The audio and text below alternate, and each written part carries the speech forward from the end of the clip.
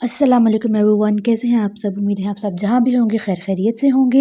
In our today's lecture we will learn about the play therapy, introduction of play therapy, goals of play therapy and types of play therapy that we use in our practice. Starting with the introduction of play therapy. Play therapy होती क्या है? Play therapy is a method of psychotherapy जिसको बच्चों के साथ mostly use किया जाता है और एडोलसेंट्स के साथ भी यूज़ किया जा सकता है। इसको हम कैसे यूज़ कर सकते हैं? It uses basically child's fantasies. बच्चों की फैंटेसीज़ को यूज़ किया जाता है और उसको सिंबॉलिक मीनिंग दिया जाता है। चाइल्ड को जो प्ले है उसको प्ले को यूज़ किया जाता है, उसको सिंबॉलिक मीनिंग दिया जाता है to understand and to communicate with the child. Child की फीलिंग्स को, उसकी इमोशंस को अंडरस्टैंड करने के लिए चाइल्ड की जो अंडरलाइंग प्रोसेसेस है उसके अनकॉन्शियस और अनकॉन्शियस माइंड में जो प्रॉब्लम्स चल रही हैं, जो चीज़ें चल रही हैं जिनको वो कम्युनिकेट नहीं कर पा रहा है, उन चीज़ों को अंडरस्टैंड करने के लिए प्ले को एज अ मीडियम यूज़ किया जाता है in the play therapy. According to Association of Play Therapy Board, play therapy can help in resolving psychological difficulties of children and and achieving optimal growth and development. तो play therapy जो है ये help out करती है to communicate with children और to prevent and resolve psychosocial challenges. बच्चे जो भी साइकोसोशल चैलेंजेस फेस कर रहे हैं उनको प्रिवेंट करने के लिए या उनको रिजॉल्व करने के लिए play therapy as a mode of communication, as a means of communication help out करती है। प्ले थेरेपी को हम किस एज ग्रुप के साथ अप्लाई कर सकते हैं? तो वो एज ग्रुप जनरली 3 इयर्स से लेके 11 इयर्स तक का होता है। इसके अलावा प्ले थेरेपी की कुछ ऐसी टेक्निक्स हैं जो कि एडोलसेंट्स के साथ भी अप्लाई की जा सकती हैं। Secondly, through play therapy, we provide a way to children to express their feelings, to express their experiences, to express their emotions through a natural and self-guided way in a self-healing process. अब बात करते हैं goals की कि play therapy के goals क्या होते हैं। तो सबसे फर्स्ट गोल ये है कि प्ले थेरेपी जो है ये इन्हांस करती है एक चाइल्ड के सेल्फ कंट्रोल को, उसके सेल्फ कंसेप्ट को और चाइल्ड की सेल्फ एफिकेसी को। इसके अलावा it helps a child in becoming aware of their own feelings. It helps in learning and practicing self-control and alternative behaviors. Also, it develops capacity in children to trust adults, as well as it develops capacity to relate to an adult in an open, positive and caring manner. Because during play बच्चे अपने बहुत सारे emotions और बहुत सारे unheard feelings और unexpressed emotions को express करते हैं ड्यूरिंग प्ले। तो प्ले की बहुत सारी टाइप्स होती हैं, वो हम लास्ट लेक्चर में हम डिस्कस कर चुके हैं उसको। तो उन सारे टाइप्स में से किसी भी टाइप को एक चाइल्ड चूज़ कर लेता है और अपनी अनहर्ड इमोशंस और अनएक्सप्रेस्ड फीलिंग्स, इन सारी चीज़ों को वो एक्सप्रेस करते हैं। तो प्ले थेरेपी को हम यूज़ करते हैं to achieve all these goals. Next हम बात करते हैं types of play therapy. Play therapy की कौन कौन सी टाइप्स हैं? फर्स्ट इसमें मेजर टाइप जो है वो डायरेक्टिव प्ले है and the second is non directive play. Start करते हैं डायरेक्टिव प्ले से कि डायरेक्टिव प्ले क्या होता है। तो जनरली डायरेक्टिव प्ले जो होता है इसमें थेरेपिस्ट लीड कर रहा होता है, चाइल्ड से क्वेश्चनिंग की जाती है through out the session. Therapist जो है वो चाइल्ड से क्वेश्चनिंग कर रहा होता है। चाइल्ड को इनकरेज किया जाता है to talk more about different topics. Different topics कौन से हो सकते हैं? वो डिफरेंट टॉपिक्स चाइल्ड की प्रॉब्लम से रिलेटेड हो सकते हैं। जिन भी चीज़ों में चाइल्ड को प्रॉब्लम आ रही है, अगर वो बिहेवियर प्रॉब्लम्स है तो उस प्रॉब्लम से रिलेटेड क्वेश्चन हो सकते हैं। अगर वो सोशल नहीं है या उसको सोशल होने में प्रॉब्लम आ रही है, सोशल एंग्जाइटी है, किसी भी तरह का इशू है, तो चाइल्ड की प्रॉब्लम से रिलेटेड थेरेपिस्ट डिफरेंट क्वेश्चन करेगा थ्रू आउट द सेशन और चाइल्ड को इनकरेज करेगा to talk more about it. Also the therapist participate in activities with the child जो भी जिस भी प्ले में इन्वॉल्व है उनमें इन्वॉल्व होगा, पार्टिसिपेट करेगा थेरेपिस्ट। डायरेक्टिव प्ले थेरेपी को हम सीबीटी के साथ भी लिंक कर सकते हैं, कॉग्निटिव बिहेवियरल थेरेपी के साथ। क्यों लिंक कर सकते हैं? Because CBT focuses on behaviour and conscious actions. Also जो डायरेक्टिव प्ले थेरेपी है वो भी बिहेवियर और कॉन्शियस एक्शन पे फोकस कर सकती है। तो हम इन दोनों को सेम पेज पे हम कह सकते हैं कि ये दोनों सेम तरीके से वर्क करती हैं। अब डायरेक्टिव प्ले थेरेपी में एक चीज़ आती है which is known as directed sand tray therapy. इसको अंडरस्टैंड करने के लिए हमें सबसे पहले सैंड ट्रे को अंडरस्टैंड करना ज़रूरी है कि सैंड ट्रे क्या होती है। Sand tray is basically a tray filled with sand, जिसके साथ जो हम देते हैं चाइल्ड को और इसके साथ हम मिनिएचर में मल्टीपल टॉयज़ चाइल्ड को देते हैं कि और वो चाइल्ड का काम क्या होता है कि उसने उस ट्रे को सैंड ट्रे को एडजस्ट करना है अपने अकॉर्डिंगली, उसमें जो टॉयज़ वो रखना चाहता है वो उसमें एडजस्ट कर सकता है। तो अब डायरेक्टेड थेरेपी जो है इसको हम ट्रॉमा विक्टिम्स के साथ बहुत ज़्यादा यूज़ करते हैं। इसके अलावा जो डायरेक्टेड सैंड ट्रे थेरेपी है या डायरेक्टिव सैंड ट्रे थेरेपी है, ये ट्रॉमा विक्टिम्स के साथ बहुत ज़्यादा यूज़ होती है। अब इसमें होता क्या है कि थेरेपिस्ट जो है वो क्लाइंट से क्वेश्चनिंग कर सकता है अबाउट सैंड ट्रे। क्लाइंट ने, चाइल्ड ने जिस भी तरीके से जो भी टॉयज़ सैंड ट्रे में एडजस्ट किए हैं, उनको प्लेस किया है जहाँ भी प्लेस किया है, थेरेपिस्ट का काम ये है कि सैंड ट्रे के बारे में चाइल्ड से मल्टीपल क्वेश्चनिंग करनी है। इसके अलावा the therapist can also suggest the client or the child to change the sand tray. Sand tray में जो टॉयज़ की एडजस्टमेंट है उसको चेंज करने के लिए भी सजेशन दे सकता है therapist. Also the therapist can ask them to elaborate कि उन्होंने यही पर्टिकुलर ऑब्जेक्ट्स क्यों रखे और इसी पर्टिकुलर स्पेस पे, इसी पर्टिकुलर प्लेस पे क्यों इन ऑब्जेक्ट्स को प्लेस किया। ऑल्सो थेरेपिस्ट उनको ये भी कह सकता है कि आप इस सैंड ट्रे को अगर आप चेंज करना चाहें तो आप कैसे चेंज कर सकते हैं।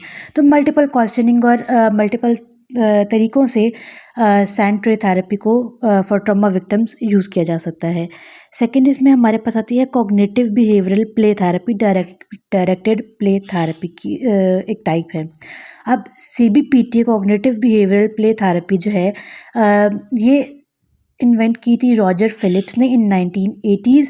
इन्होंने सजेस्ट किया था कि कॉग्निटिव बिहेवियर थेरेपी के जो एस्पेक्ट्स हैं, कॉग्निशन और बिहेवियरल थेरेपी की जो टेक्निक्स हैं, उनको हम प्ले की इंटरवेंशंस के साथ, प्ले थेरेपी की इंटरवेंशंस के साथ अगर हम कंबाइन करके यूज़ करें तो ये हमें एक बहुत अच्छा रिज़ल्ट दे सकता है।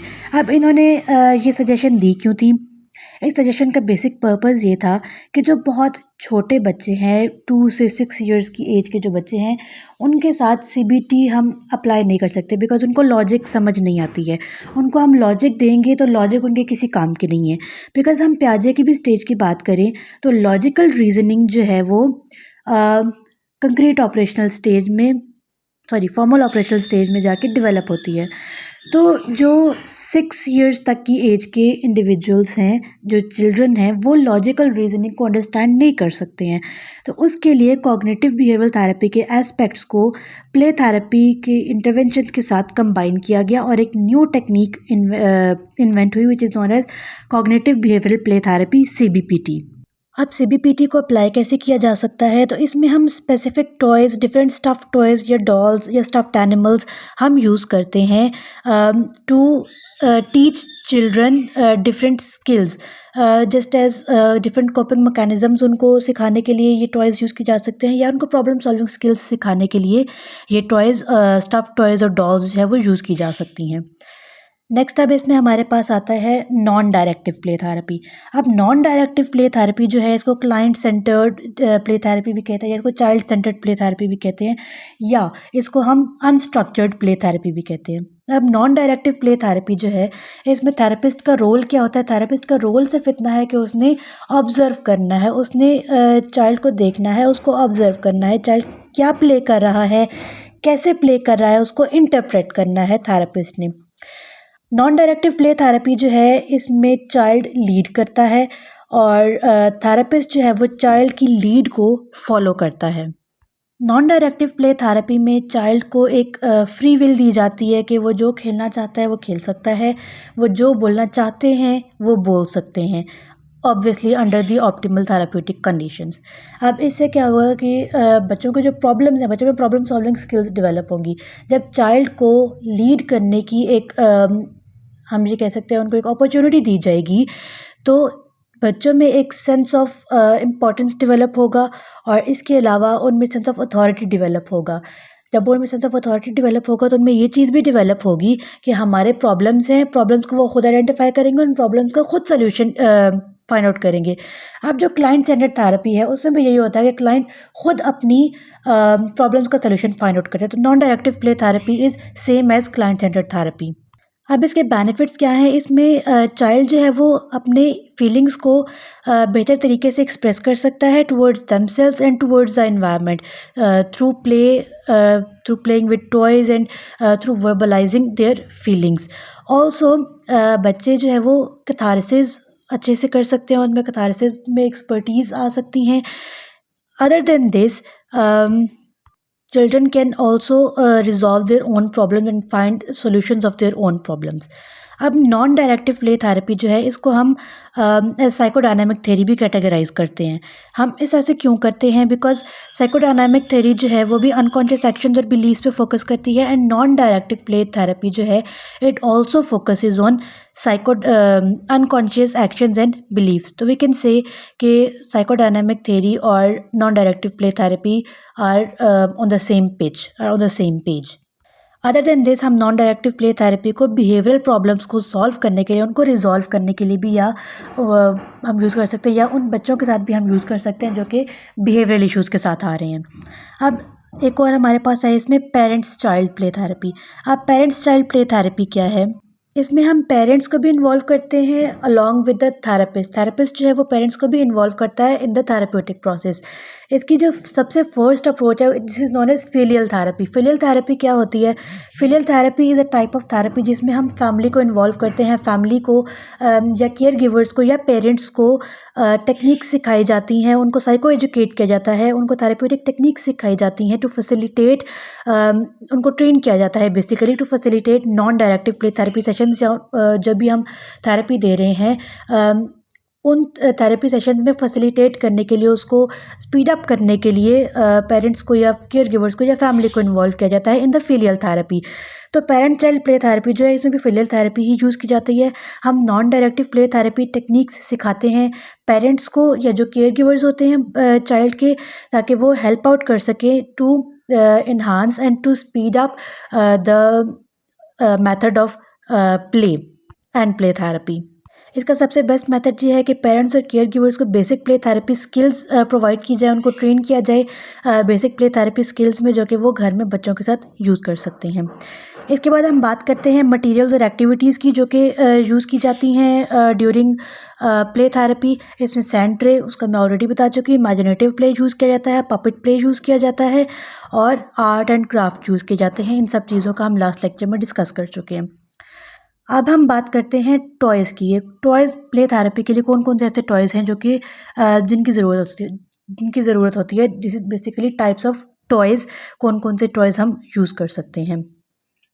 फर्स्ट ऑफ ऑल इसमें हमारे पास आते हैं स्कैरी टॉयज़। स्कैरी टॉयज़ कौन से हो सकते हैं? जो कि हेल्प कर सकते हैं इन डीलिंग विद फियर्स, जो कि फियर जनरेट करते हैं वो वाले टॉयज़, और जो कि फिर हमें बाद में हेल्प आउट कर सकते हैं इन डीलिंग विद फियर्स। वो कौन कौन से टॉयज़ हो सकते हैं? This toys can be plastic monsters, this can be snakes, bugs, bears, lions, ये वाले सारे टॉयज़ हो सकते हैं स्कैरी टॉयज़ में। सेकेंड हमारे पास टाइप आती है नर्चरिंग टॉयज़ की। अब नर्चरिंग टॉयज़ कौन से होते हैं? ये वो टॉयज़ होते हैं जो कि हेल्प आउट करते हैं in acting like a family, कि फैमिली के किसी इवेंट को रिप्रेजेंट किया जा रहा है या फैमिली या किसी इंडिविजुअल की केयर की जा रही है। अब इसमें कौन कौन से टॉयज़ में आते हैं? Doll house, dolls, puppets, baby dolls, then baby doll supplies आती हैं, इसमें किचन सेट्स आ जाते हैं। यानी वो सारे टॉयज़ जो कि इस चीज़ को रिप्रेजेंट करते हैं, एक नर्चरिंग की इमोशन को, नर्चरिंग की फीलिंग को रिप्रेजेंट करते हैं, वो सारे नर्चरिंग टॉयज़ के अंडर आ जाते हैं। थर्ड इसमें हमारे पास टाइप है एग्रेसिव टॉयज़ की। अब एग्रेसिव टॉयज़ कौन से होते हैं? ये वो टॉयज़ हैं जो कि एग्रेशन को एक्सप्रेस करने में हेल्प आउट करते हैं, या कंट्रोल इश्यूज़ को और पावर की एक अर्ज जो है उसको एक्सप्लोर करने के लिए जो टॉयज़ यूज़ होते हैं वो एग्रेसिव टॉयज़ में आता है। एग्रेसिव टॉयज़ की कौन कौन सी टाइप्स हैं? इसमें हमारे पास आते हैं guns, play knives, hammer, nails, toy soldiers या पंचिंग बैग्स। ये सारे हमारे पास एग्रेसिव टॉयज़ की टाइप्स हैं। देन हमारे पास आते हैं एक्सप्रेसिव टॉयज़। एक्सप्रेसिव टॉयज़ कौन से होते हैं? ये वो टॉयज़ होते हैं जो कि हेल्प आउट करते हैं चाइल्ड को to explore relationships, to express feelings and to deal with their problems. इसमें कौन कौन से टॉयज़ आ सकते हैं? क्रेयॉन्स आ सकते हैं, इसमें पेपर सीजर्स आ सकते हैं, इसमें पेंट, क्राफ्ट आइटम्स, ये सारी चीज़ें आ जाती हैं एक्सप्रेसिव टॉयज़ में। अब बात करते हैं थेरेपिस्ट के रोल की कि एक प्ले थेरेपी सेशन में एक प्ले थेरेपिस्ट का क्या रोल होता है। तो बेसिकली थेरेपिस्ट का जो मेन गोल है या थेरेपिस्ट का मेन रोल है वो ये है कि therapist has to become a friend of the child, because बच्चे अपने फ्रेंड्स के सामने अपने इमोशंस और अपने फीलिंग्स को ज़्यादा जल्दी एक्सप्रेस करते हैं as compare to others. Secondly जो थेरेपिस्ट का रोल है it is to create a safe environment, एक ऐसा एनवायरनमेंट जिसमें चाइल्ड को जज्ड फील ना हो, जिसमें चाइल्ड को ऐसा फील हो कि वो हर एक चीज़ को टच कर सकता है, वो अपनी फीलिंग्स को शेयर कर सकता है, वो अपनी विशेस को, अपने ड्रीम्स को और अपनी थॉट्स को, अपने थॉट प्रोसेसेस को, जो चीज़ें वो सोच रहा है उनको ईज़िली, उनको सेफली वो एक्सप्रेस कर सकता है, उनको हम ये कह सकते हैं कि उनके बारे में बता सकता है, उनको शेयर कर सकता है। थेरेपिस्ट का एक और रोल होता है in a play therapy room to give the special time and special attention to the child. So that's all of our today's lecture. If you have any questions, you can ask. Thank you so much.